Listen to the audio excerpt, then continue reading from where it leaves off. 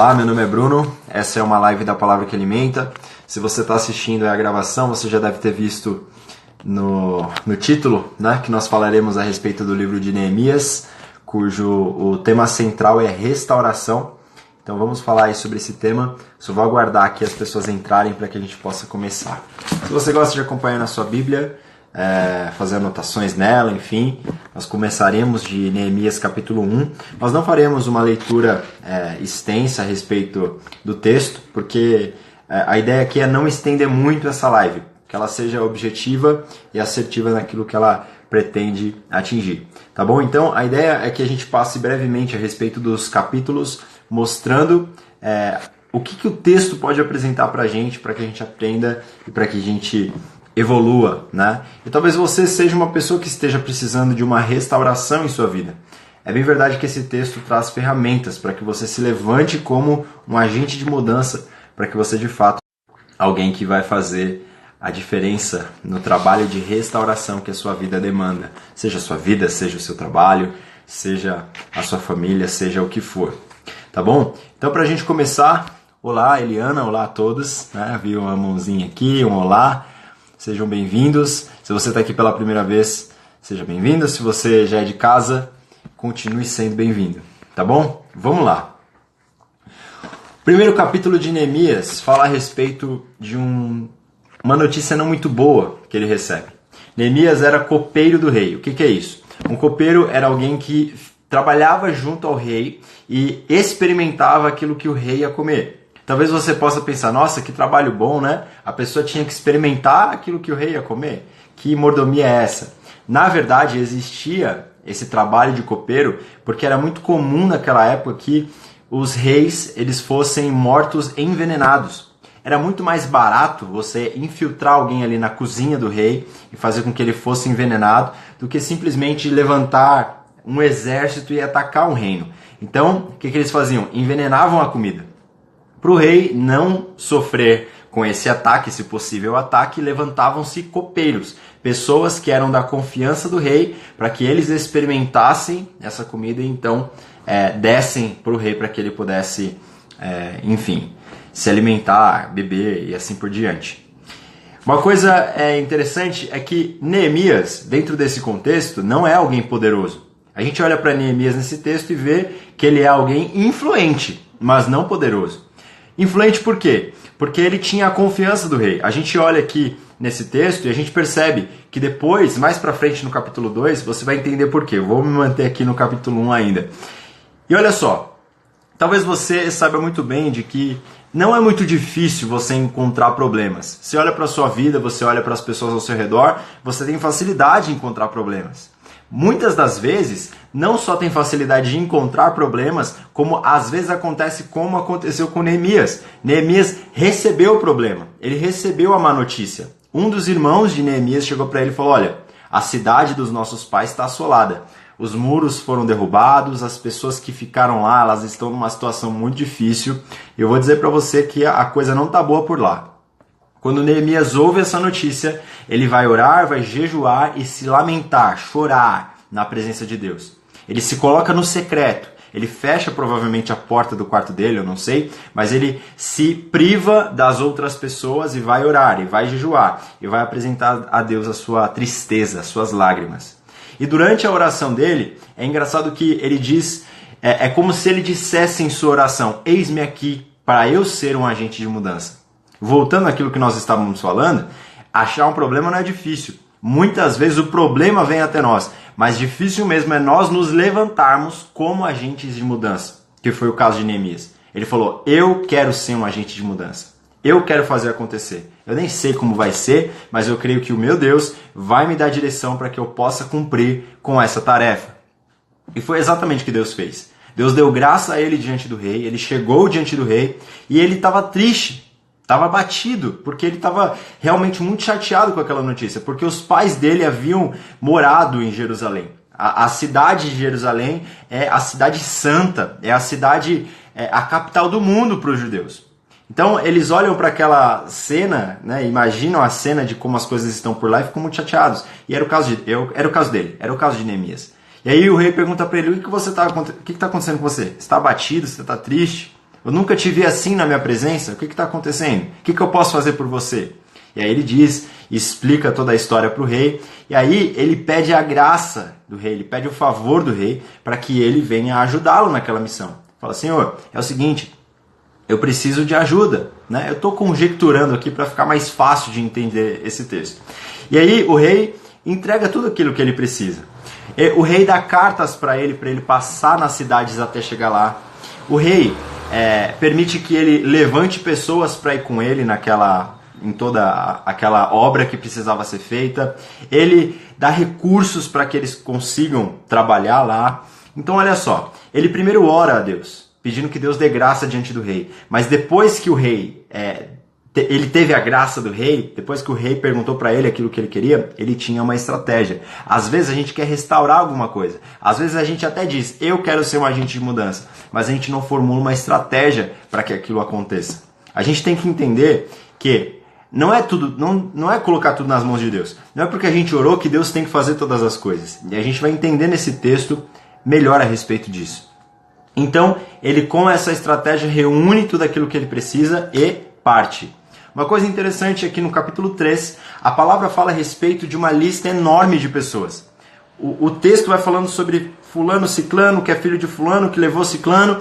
E esse texto, muitas vezes a gente para e olha para esses textos e pensa, nossa, eu acho que eu tenho que pular essa parte da Bíblia aqui, porque ela não vale nada, não quer dizer nada. Errado. Lendo esse texto, me veio um entendimento. Neemias, ele se levantou como agente de mudança. Mais pra frente, ele completou a missão. A gente vai ver isso aqui. Mas ele não fez as coisas sozinho. Vou te dizer uma coisa. Se você quer fazer alguma coisa relevante na sua vida, alguma coisa que dê aquele resultado, saiba que você não vai fazer isso sozinho. Você precisa de pessoas. Você precisa de pessoas para você confiar, para você se abrir, para você, enfim, para contar, né? Para que as pessoas venham a te ajudar naquilo que você precisa, para que, enfim, de uma maneira geral, você não vai chegar longe, não vai ter resultados gigantescos se você não contar com pessoas. Você precisa contar com pessoas. Você precisa confiar em pessoas. Carregar um fardo sozinho é muito difícil, mas se você anda com alguém, se você tem alguém para confiar, esse fardo fica mais leve. O peso dividido fica mais leve. E que você possa contar primeiramente com Jesus para que Ele te ajude a carregar as suas cargas. E que conforme a sua oração a Jesus, que as pessoas certas te rodeiem, de maneira que você possa caminhar rumo ao seu objetivo, contando com as pessoas certas. Quer fazer alguma coisa relevante? Conte com pessoas. Existe uma frase por aí que diz o seguinte, se você quiser ir rápido, vá sozinho. Mas se você quiser ir mais longe, vá acompanhado. Perfeito? Olha só, no capítulo 4 acontece o seguinte, pessoas ao redor ali de Jerusalém ficaram sabendo que eles se levantaram para fazer aquela grande obra. Quem olhava para a cidade de Jerusalém pensava que era algo impossível de se fazer. Olhavam e achavam ridículo tentarem levantar aquela cidade novamente, porque ela estava completamente destruída, completamente. E aí começaram a lançar palavras pesadas contra Neemias e contra todo o seu time de agentes de mudança. Olha só o que estavam dizendo contra eles. Quando Sambalate ouviu que reedificávamos o muro, ficou furioso, se indignou muito e zombou dos judeus. Disse na presença de seus irmãos e do exército de Samaria, que fazem estes fracos judeus? Será que vão reedificar o muro? Irão eles sacrificar? Acabarão a obra num só dia? Conseguirão vivificar as pedras que foram queimadas? E começaram a zombar ali de Neemias e de todo o povo, dos judeus. Quero dizer para você que às vezes você tem algo em mente, você tem um objetivo em mente, seja para o teu casamento, seja para a tua família, seja para a tua vida profissional, seja por que for. Você entende que Deus abençoou esse caminho e que você segue firme diante dele. Mas nesse meio do caminho, certamente, vem palavras contra você. Pessoas lançam palavras pesadas. Pessoas, até mesmo a que está do seu lado, não está de acordo com aquilo que você pensa, com a sua estratégia, com os seus objetivos. E muitas vezes, nesse meio tempo, palavras pesadas vêm contra você e você abraça essas palavras. Você aceita essas palavras. Você entende que aquelas palavras são a verdade, mas eu vou te dizer uma coisa. Nenhum veneno do mundo pode fazer mal para você se você não engoli-lo. Se você entender que a vontade do Senhor é aquela e você seguir confiante, persistente, certamente você vai conseguir. Então não aceite. Não aceite as palavras que vêm contra você. Não interessa o que falam sobre você. Mais do que isso é o que Deus pensa a teu respeito. Se você está firme diante de Deus, se você já entregou sua vida para Ele, se você se arrepende de tudo aquilo que você fez errado no passado, você está no caminho certo, você está apontando para onde Deus falou que você estaria, então vá em frente. Não desanime, não permita que pessoas e palavras contrárias atinjam o seu coração. Isso vai acontecer o tempo inteiro. Satanás vai induzir pessoas a fazer isso. Por quê? Porque se ele vê em você uma ameaça, ele vai tentar primeiro te esmurecer. Ele vai olhar para você e vai pensar, aquele ali ou aquela ali pode ser um problema contra mim. Então, deixa eu desanimar essa pessoa, deixa eu colocar uma depressão, uma ansiedade, deixa eu fazer essa pessoa ficar sofrendo porque fulano, porque ciclano falou dela. A coisa que Satanás mais quer é que você aceite isso. Mas não aceite. Siga em frente. Não aceite nada disso e vá adiante. Mais do que pensam a teu respeito, do que falam a teu respeito, é aquilo que Deus pensa a teu respeito. Tá certo? Vá em frente. Não desista. No capítulo 5, a palavra fala que Neemias está ajudando os pobres. Uma coisa verdade é que evangelho, se a gente crê na palavra, a gente tem que entender que evangelho é causa social. Evangelho é uma coisa e causa social é outra? Não. As duas coisas andam juntas. Jesus, a pregação de Jesus, ela sempre abordou os pobres. Ela sempre abordou quem precisa. Ela sempre nos direciona a amar as pessoas, independente de quem seja. A perdoar, independente de quem seja. A ajudar, até mesmo financeiramente, até mesmo com ajuda de alimentos, seja lá do que for, para as pessoas que precisam. E a verdade é que existiam pessoas dentro desse contexto que estavam vivendo uma vida luxuosa, enquanto outros estavam vendendo aquilo que eles tinham, vendendo as suas terras, vendendo as suas casas para comprar trigo. Eles estavam perdendo tudo para não morrer. Eles estavam... tudo aquilo que eles conquistaram ao longo do tempo, eles estavam abrindo mão, porque eles preferiam viver do que morrer de fome. Então eles vendiam e assim por diante, e assim acontecia. Só que Neemias viu aquilo e não aceitou aquilo, então ele brigou contra eles. Ele falou contra os ricos, ele quis pôr ordem na casa e Deus deu graça a ele conseguiu fazer isso. Os ricos reconheceram os seus erros e eles voltaram atrás e pensaram, poxa, a gente está fazendo errado mesmo, vamos consertar as coisas. Saiba você não foi chamado para você aceitar as coisas erradas que estão ao teu redor, a injustiça, a mentira. Não aceite isso, se posicione. Se posicione não como alguém que fica com uma perna para o lado do muro e com a outra para o outro lado do muro. E às vezes você fica mais para esse lado, às vezes mais para esse. Se posicione. Diga, eu não aceito isso aqui. Isso aqui não é para acontecer. Porque muitas das vezes tem situações que vão se prolongando por falta do seu posicionamento. Você precisa se posicionar. Seja em relação aos pobres, que é o contexto dessa palavra, seja para o que for. Aquilo que está em desacordo com a verdade, aquilo que está em desacordo com o amor, se posicione. Porque talvez você seja o agente de mudança para essa situação que você quer ver mudar. Amém? Olha só, capítulo 6, estou indo de capítulo a capítulo aqui. No capítulo 6, a palavra diz que eles estavam avançando na construção daqueles muros.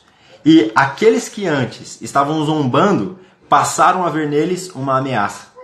Satanás primeiro vê uma ameaça em você e aí ele tenta te atacar, tenta te esmurecer. Ele vê que não consegue, ele começa a lançar mentiras. Ele começa a atacar mais forte. Por quê? Porque ele quer te parar. Se você for adiante, se você terminar a sua construção, você vai ser um problema. Eu vou dizer por mim, muitas vezes no início da minha caminhada com Deus, Satanás ele tentava. Era uma tentação atrás da outra e eu simplesmente percebia que quanto mais eu era tentado, mais fortalecido eu me tornava. Porque eu percebia que aquelas tentações já não faziam mais mal para mim. Eu já não estava mais nem aí. E quanto mais eu era tentado, mais eu percebia quão fortalecido eu estava em Deus. Da mesma forma, ele olha para você com ameaça, ele vai tentar te atacar. Mas entenda uma coisa, quando você se posicionar diante dele crendo que você é aquilo que ele pensa, não aquilo que pensam a teu respeito, você vai ter mais facilidade nos seus objetivos. Foi o caso de Neemias. Sanbalate chegou para Neemias, mandou uma carta para ele dizendo o seguinte, olha, vem aqui se encontrar comigo, vamos se encontrar ali para a gente conversar. E aí Neemias responde para ele, estou numa grande obra e não poderei descer. Por que eu cessaria a obra enquanto eu a deixasse e fosse ter convosco? Por que eu vou fazer isso? Eu não estou interessado no que você tem para mim. Eu estou numa grande obra. Então que você possa dizer para suas distrações: eu estou numa grande obra, eu não tenho tempo para isso. Eu estou avançando, eu estou crescendo, eu estou me tirando as minhas limitações, eu estou me superando. Então, ao se superar, deixe para trás aquilo que vem te distrair. Uma das grandes sacadas de Satanás contra as nossas vidas é colocar distrações no nosso caminho. Sabe por quê? Porque Deus, ele pode restituir a sua vida. Ele pode apagar todo o seu passado pelo sangue de Jesus. Mas uma coisa que Deus não vai fazer é voltar no tempo. Deus não vai voltar no tempo. Deus não vai voltar lá quando você fazia aquilo para você não fazer mais. Não, ele te perdoa. Ele não precisa voltar no tempo para isso. Mas o tempo que você perdeu. Já era. Sabe? Se você deixou para trás um tempão fazendo coisas que não provinham da vontade de Deus, aquele tempo ficou lá para trás. Pode ser que Deus faça com que as coisas se formatem de maneira que você não precise mais daquele tempo. Mas aquele tempo você não volta mais. Então, distrações são coisas que a gente precisa lidar contra. A gente precisa se posicionar, porque o tempo voa. E se o tempo voa, você tem que ser o piloto do seu tempo. Você tem que tomar as rédeas, tomar o timão, tomar ali o volante do tempo, da sua vida. E determinar para onde você vai investir o teu tempo. Porque a coisa mais democrática que tem é o tempo. Todo mundo tem 24 horas no dia. E aí Satanás vai querer incluir coisas na sua agenda para que você perca tempo e não aproveite tudo que você poderia aproveitar, e não foque naquilo que você deveria focar, e não construa aquilo que você poderia construir. Então, seja vigilante em relação a isso. Vamos avançando. O capítulo 7 acontece algo interessante. Depois que toda aquela obra é feita, e uma coisa que o capítulo 6 diz é que em 52 dias, quilômetros de muros foram restaurados. Quilômetros, em 52 dias.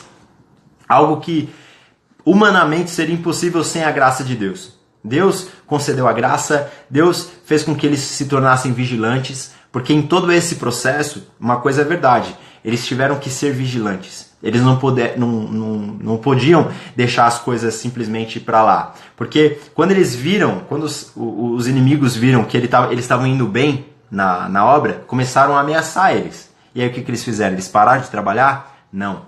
Uma mão estava a espátula lá de pedreiro e na outra estava a espada. Eles estavam vigilantes, trabalhando e vigiando. Trabalhando e vigiando. Da mesma forma que nós temos que orar e vigiar. Porque não adianta nada só orar ou só vigiar. É necessário fazer os dois. Os dois têm que andar de mãos dadas. E é isso que eles fizeram. Tem distrações que vêm contra as nossas vidas que a gente abraça essa distração e faz ela como algo de estimação. Não. Larguemos as distrações e avancemos. Não importa aquilo que a gente precisa deixar para trás. Tá certo? No capítulo 7, uma coisa interessante acontece. Depois que está tudo restaurado, as pessoas puderam voltar, né, para Jerusalém. Então, a quantidade de pessoas que voltaram para Jerusalém, para morar em Jerusalém novamente, foram mais de 50 mil pessoas, contando com os judeus, contando com os servos dos judeus, mais de 50 mil pessoas puderam voltar. No início, era só Neemias num quarto orando. Depois que a restauração foi completa, mais de 50 mil pessoas foram impactadas. Lembra que eu falei sobre um resultado relevante? Se você quer ter resultados relevantes, você precisa contar com pessoas. Neemias contou com pessoas e, acima disso, ele contou com Deus e nada pôde impedi-lo de fazer com que a coisa acontecesse, porque Deus estava na frente e ele colocou a mão na massa para fazer cumprir-se a vontade do Senhor sobre aquele povo. E olha só, o capítulo 8 fala sobre Esdras. Esdras era um escriba. O que era um escriba? Naquela época não tinha essas imprensas que faziam essas bíblias aqui. Existiam pessoas que copiavam os textos. Então eles eram especialistas em cópias dos textos. Eles pegavam lá a lista das leis, eles pegavam ali o papel, a tinta e eles iam copiando. Então esses homens que copiavam a lei, eles tinham ela de cabeça. Eles faziam muitas cópias. Então esses homens, eles não eram só escribas, não só pessoas que copiavam, mas pessoas que ensinavam também. Eles eram eruditos na lei. Então eles pegavam a lei e liam diante do povo. E Esdras é a pessoa citada aqui que fez essa obra, né, de ler o texto. Olha só o que diz o versículo 8 do capítulo 8.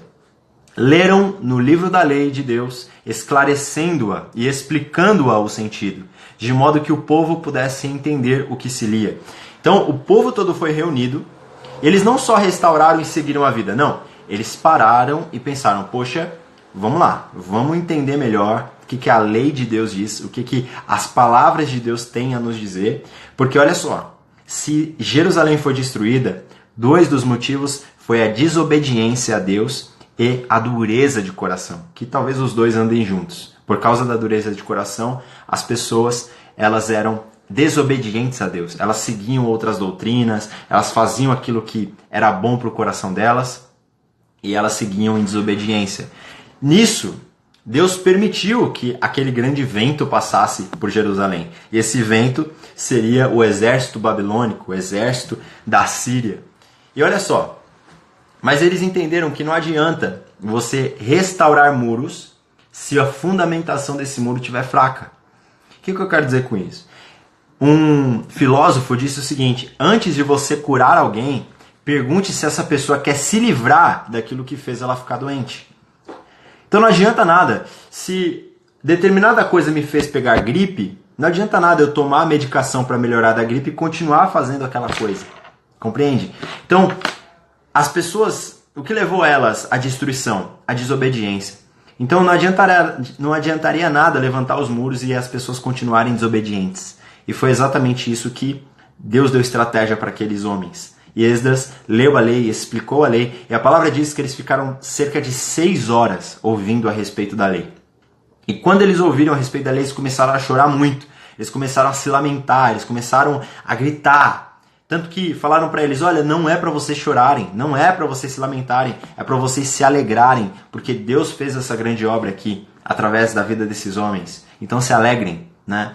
E eles choravam, limparam os olhos e aí se alegraram.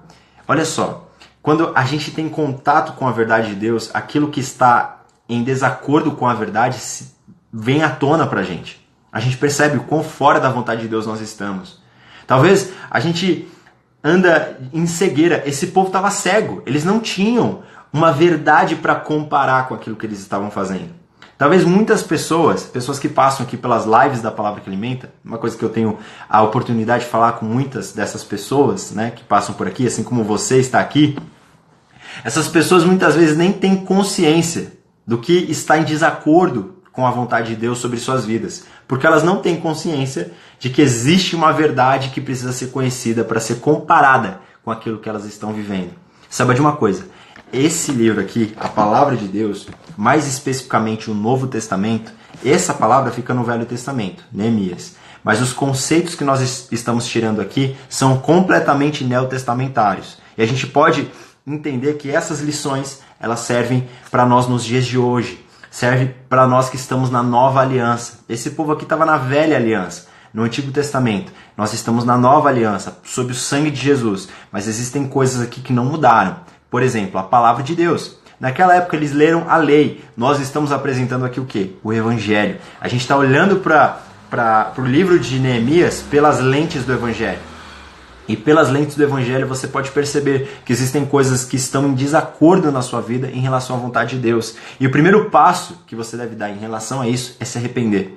Você precisa perceber que se você está em desacordo com o seu Criador, com a vontade de Deus, você precisa se arrepender, porque aquele que deu a vida, ele vai requeri-la. Ele vai olhar para você e dizer, olha, eu te dei essa vida e você teve a ilusão que ela era sua, mas se ela fosse sua, você não precisaria dar contas para mim. E eu quero dar contas nessa hora a respeito do que você fez com a vida que eu te dei. O que você terá para oferecer diante de Deus, né? Quando a gente for julgado diante do Senhor, a gente não vai ser julgado comparando com fulano. A gente às vezes pensa assim, eu tô bem, comparado com fulano faz isso, pelo menos eu só faço isso aqui. Pelo menos eu só tenho essa coisa aqui de errada na minha vida, então tá tudo bem. Mas olha só, quando a gente for pro céu, a gente não vai ser comparado com fulano e nem com ciclano. Porque os nossos padrões são humanos e Deus vai comparar a nossa vida com os padrões dele, com os padrões de Deus, com os padrões que ele revelou na palavra. Portanto, não adianta se comparar com pessoas. Você precisa se comparar com a Bíblia, se comparar com os textos bíblicos. É isso que vai determinar se você está no caminho certo. Mas aqui vale uma coisa, vale uma explicação. Não vão ser as suas obras que vão te salvar, mas as suas obras vão mostrar, vão evidenciar se você é salvo ou não. Se você caminha uma vida completamente carnal e diz que crê em Jesus, talvez você não creia. Por quê? Porque quem crê em Jesus reconhece que era pecador, que era falho e precisou de Jesus e se lançou aos pés de Jesus para que ele pudesse então transformar a sua vida. Quem crê em Jesus diz para ele: eis-me aqui, muda o meu ser, muda o meu interior, faz eu nascer de novo, eu preciso de ti, eu preciso porque se eu caminhar pela minha própria força, pela minha própria carne, eu vou cair, eu vou tropeçar, eu vou fazer aquilo que desagrada ao Senhor, por isso me ajuda, que o teu Espírito me guie. Quem é nascido de novo pensa dessa maneira e fala assim com Deus, ora assim a Deus. Então, as suas obras não te salvam, mas elas mostram diante de Deus se você é salvo ou não. Tem muitas pessoas que vão chegar naquele grande dia e vão achar que estão muito bonitonas, salvas, mas nunca conheceram Jesus, nunca se deram para Jesus. Por isso que esse povo chorava tanto no capítulo 8 de Neemias, porque eles leram a lei e perceberam: nossa, a gente está muito distante disso aí. Tá vendo essa palavra aí? Essa palavra aí é de Deus? Então, meu Deus, eu estou muito fora disso. Eu preciso me adequar a isso. E aí começaram a chorar. A gente precisa chorar e se lamentar por quem a gente é, mundanamente falando. A gente é tão falho, tão fraco, tão pecador, tão desprezível se comparado com os padrões de Deus. Deus é santo. Seu filho é santo. Ele se fez pecado, ele se fez a imagem do pecador, ele veio como carne para se fazer a imagem do pecador e ele morreu por nós. Olha só, a cruz, ela revela o quanto nós somos amados, certo? Mas ela também revela o quanto nós somos depravados. O Filho de Deus precisou morrer para nos salvar. E às vezes a gente vive brincando com aquilo que matou Jesus na cruz. A palavra está aí e a gente precisa ter acesso a ela. O meu trabalho aqui na Palavra que Alimenta, que eu peço a Deus, direção a Deus, é para que as pessoas recebam a verdade. Eu não estou aqui para julgar você, nem ninguém. Eu não sou bom nisso e nem um dia eu posso ser e nenhum de nós é. Compreende? A gente não é bom nisso. Quando Paulo caiu na ilha de Malta, lá ele foi mordido por uma cobra. Aí pensaram, esse homem aí, esse homem deve ser um homicida, porque ele fugiu do naufrágio, ele escapou do naufrágio, mas ele caiu aqui e vai morrer. Ou ele vai inchar ou ele vai morrer na hora. Só que depois não aconteceu nada com Paulo. Aí eles pensaram, nossa, mudamos de ideia. Eu acho que ele deve ser um deus.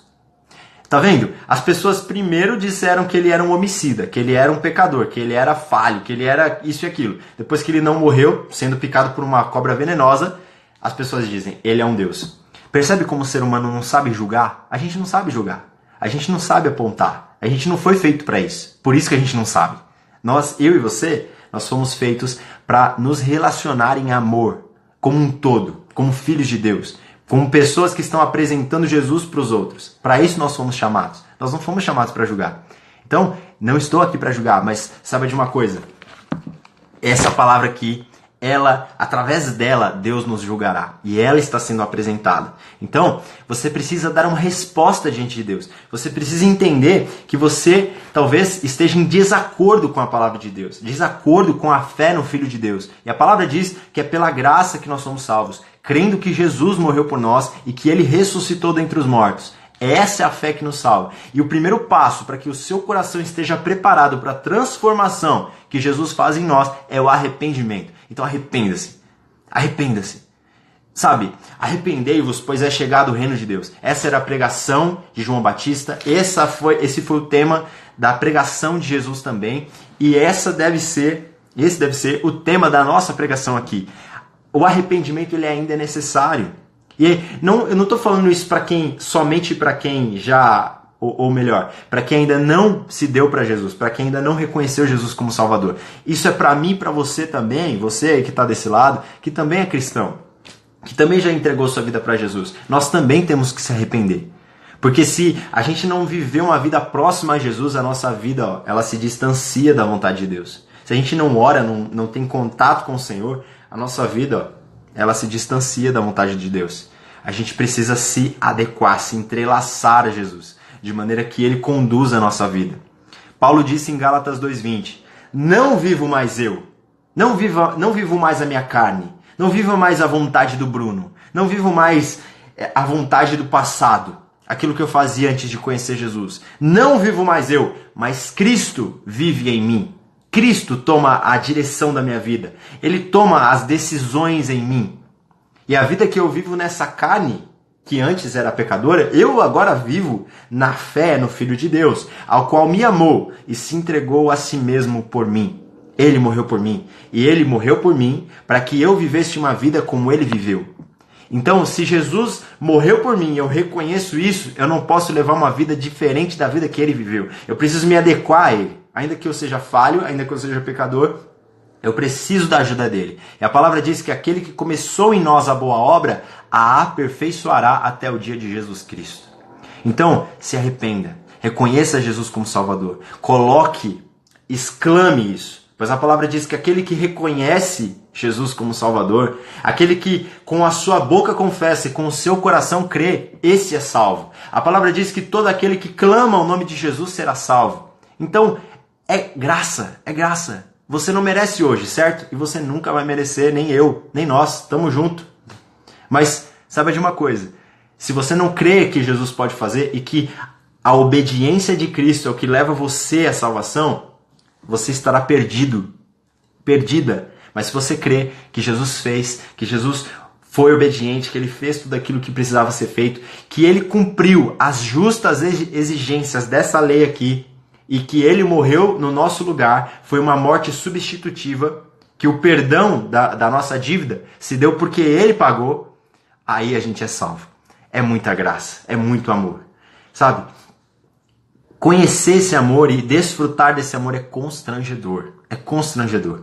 E a gente olha para a nossa demanda de restauração nas nossas vidas e a gente percebe que não há restauração maior, seja uma restauração financeira, seja uma restauração do seu casamento, seja uma restauração onde quer que você precise de restauração.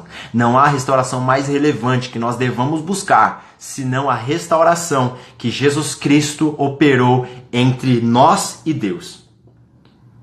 Nós, totalmente pecadores, Deus completamente santo. Jesus veio e cria uma ponte entre nós dois. Jesus é o caminho entre nós e o Pai. Ele é o único caminho, não tem outro.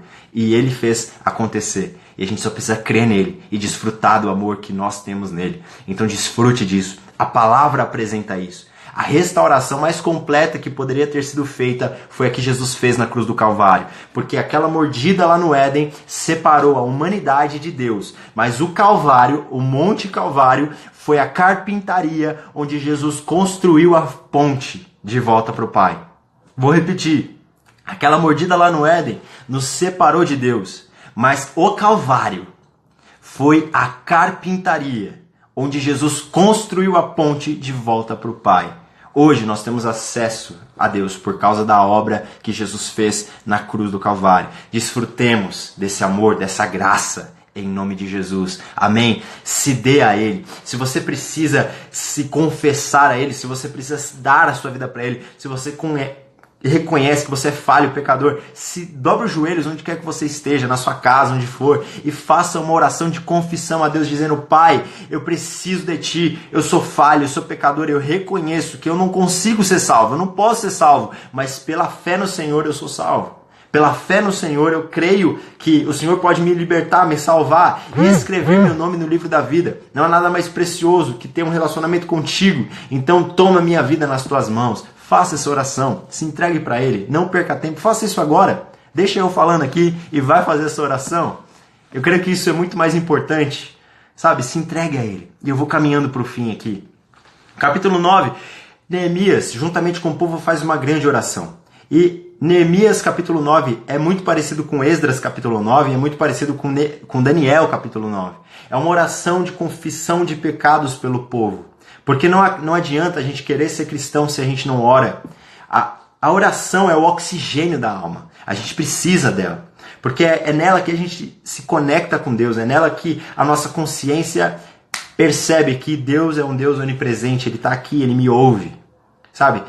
Jesus foi a maior o maior exemplo de vida de oração, ele não precisava orar. Se oração, vamos pensar o seguinte, se oração é só quando a gente está precisando de alguma coisa, é só no caso de emergência, então Jesus não precisava orar, ele é o Filho de Deus. Mas Jesus foi a pessoa que mais orou na palavra, a pessoa que mais priorizou a oração. Então, se ele orou para nos dar o exemplo, quem somos nós para não orar, certo? A oração é muito importante. Então oremos. E para finalizar, eu vou pular aqui para o capítulo 12, uma coisa interessante acontece. No capítulo 12, as pessoas elas foram chamadas para uma grande festa. Eles começaram a se alegrar, começaram a... Tanto mulheres quanto homens, como crianças, todo mundo se alegrava muito. E a palavra diz que era como se passasse do lado de fora de um estádio. A palavra não fala isso, ela diz que quem passava de longe na cidade ouvia o som da alegria de Jerusalém, a alegria da restauração. Imagina você passando do lado de fora de um estádio lotado num dia de um jogo importante. Era assim que as pessoas que passavam perto de Jerusalém se sentiam, com aquele barulho vindo de lá. E isso aconteceu pela graça de Deus.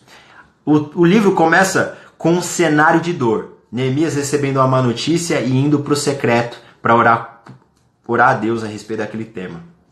Aqui, nesse segundo cenário, no capítulo 12, é um cenário de alegria, onde as pessoas estão exultando, alegrando, e milhares de pessoas estavam participando daquela festa. A ligação entre esse cenário e esse cenário é a graça de Deus.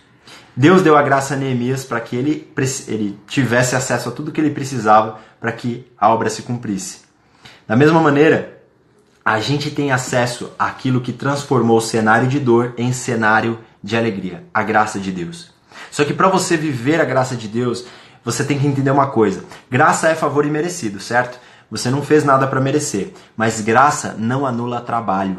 A gente pensa, se eu não fiz nada para merecer, eu não preciso fazer nada para que eu possa continuar tendo acesso, porque é favor imerecido. Mas saiba de uma coisa, graça não anula trabalho. Quem quer colher ainda tem que plantar na graça. Quando Neemias recebeu a graça de Deus de ser um agente de mudança, ele recebeu aquela graça e ele teve que pôr a mão na massa. Graça e mão na massa tem que andar juntos. Porque se ele tivesse só a graça de Deus e não tivesse trabalhado, o muro continuaria caído. Mas ele entendeu que é a respeito de pôr a mão na massa. Você precisa renunciar ainda. Você precisa abrir mão ainda. Você precisa deixar para trás ainda. Você precisa ler a palavra ainda. Você precisa orar ainda. Você precisa evangelizar ainda. Você precisa avançar ainda. Então, conte com a graça de Deus e põe a mão na massa naquilo que você precisa pôr. Sabendo que quando você põe a mão na massa, Deus vai potencializar aquilo que você poderia alcançar. Tá certo? Então entregue-se para esse Deus poderoso. Entenda que a restauração que Deus oferece é para todas as áreas da nossa vida.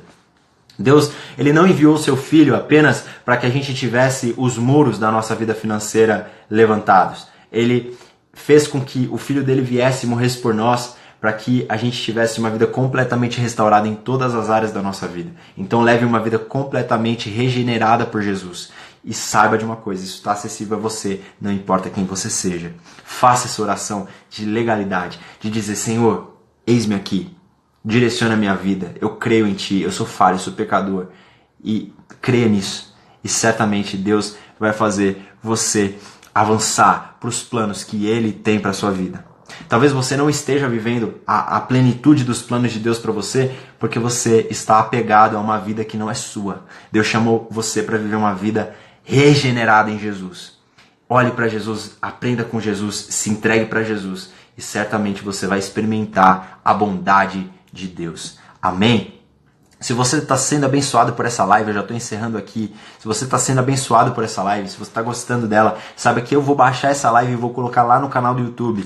O link para o canal do YouTube está aqui no perfil. Quando você abrir o perfil, ele fica mais ou menos nessa altura aqui.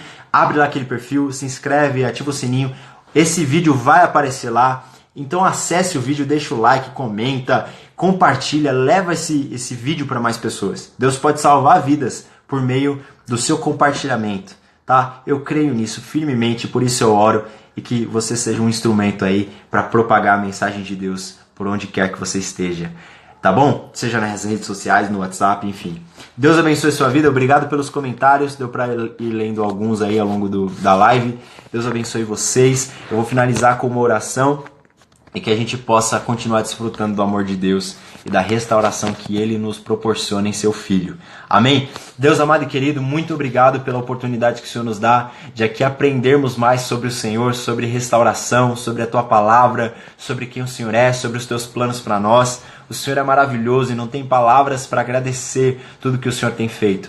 E nós sabemos, Pai Santo, que os olhos de certas pessoas aqui, seja das que estão ao vivo, seja das que estão assistindo no YouTube, estas pessoas tiveram seus olhos abertos nessa noite, nesse dia, nessa tarde, não importa quando eles estejam ouvindo e assistindo, de que existe uma verdade superior à nossa verdade e a gente precisa conhecê-la, a gente precisa se adequar a ela. Então ajuda-nos nessa tarefa, Pai Santo. Caiam por terra todas as limitações, todas as barreiras, todas as palavras contrárias e seja o Senhor a conduzir as nossas vidas, Pai. Precisamos de Ti, sem o Senhor nós não conseguimos. Precisamos da Tua graça, precisamos da Tua direção. Então seja sobre as nossas vidas, Pai.